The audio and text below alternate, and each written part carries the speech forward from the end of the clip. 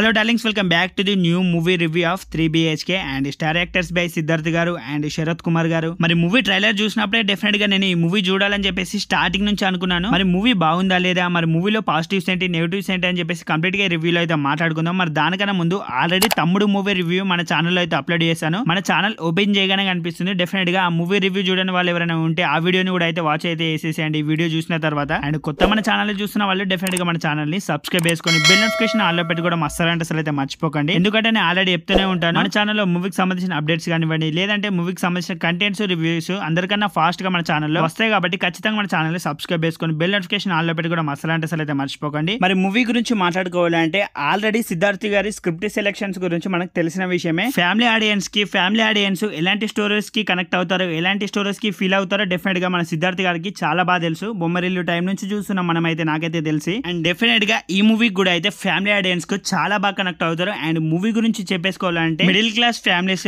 సొంతిల్లు లేని వాళ్ళు ఒక ఓన్ హౌస్ కోసం ఎంతలా కష్టపడతారు, ఓన్ హౌస్ కోసం ఎలాంటి పనులు చేస్తారని చెప్పేసి ఈ మూవీలో అయితే చాలా బాగా చూపించారు. మూవీ యొక్క మెయిన్ కాన్సెప్ట్ కూడా అయితే అదే. మరి చివరికి మన వాళ్ళకి సొంతిల్లు దొరికిందా లేదా అని చెప్పేసి మూవీ యొక్క మెయిన్ కాన్సెప్ట్. ఇదంతా మీకు తెలియాలంటే డెఫినెట్ గా థియేటర్ లో చూసే తెలుసుకోవాలి. మరి ఆ సొంతిల్లు కోసం మన హీరో సిద్ధార్థ్ ఎలాంటి బ్యాడ్ టైం ని ఫేస్ చేశారు, ఫాదర్ కానివ్వండి, హీరో కానివ్వండి, హీరోయిన్ కానివ్వండి, వాళ్ళ ఫ్యామిలీ మదర్ కానివ్వండి, ప్రతి ఒక్కరు ఎలాంటి వాటిని ఫేస్ చేశారని చెప్పేసి ఇవన్నీ మీరు తెలుసుకోవాలంటే ఖచ్చితంగా మీరైతే ఫ్యామిలీతో కలిసి ఈ మూవీని అయితే చూడండి. డెఫినెట్ గా అయితే ప్రతి ఒక్కరికి అయితే నచ్చుతుంది. అండ్ ఫ్యామిలీ ఆడియన్స్ కి అయితే ఇంకా బాగా నచ్చుతుంది ఈ మూవీ. అండ్ మూవీలో ఎమోషన్స్ అయితే పీక్స్ లో వర్కౌట్ అయ్యాయి డెఫినెట్ గా చెప్పాలంటే. మరి మన సిద్ధార్థ్ గారి మూవీస్ లో రీసెంట్ టైమ్స్ లో చిన్న మూవీ తర్వాత నాకు ఇంకా బాగా నచ్చిన మూవీ ఏదైనా ఉందంటే డెఫినెట్ గా ఈ మూవీ. అండ్ చాలా అంటే చాలా బాగా నచ్చింది. ఆ మూవీలో ఆ ఎమోషన్ సీన్స్ కానివ్వండి, ఫ్యామిలీ కోసం మన హీరో పడే స్ట్రగుల్స్, అవన్నీ అయితే చాలా బాగా చూపించారు డైరెక్టర్ అయితే. అండ్ మన హీరో సిద్ధార్థ్ గారు అండ్ శరత్ కుమార్ గారు వీళ్ళిద్దరి మధ్యలో ఉండే ఎమోషన్ సీన్స్ అయితే మూవీలో పీక్స్ లో వర్కౌట్ అయ్యాయి. అండ్ వాళ్ళ కూతురు మధ్యలో ఉండే ఎమోషన్ సీన్స్ కూడా అయితే ఇవన్నీ చాలా బాగా వర్కౌట్ అయ్యాయి. ఇలాంటి మూవీస్ కి బాగా కావాల్సింది డెఫినెట్ గా ఎమోషన్ సీన్స్ కరెక్ట్ గా వర్కౌట్ అవ్వడమే.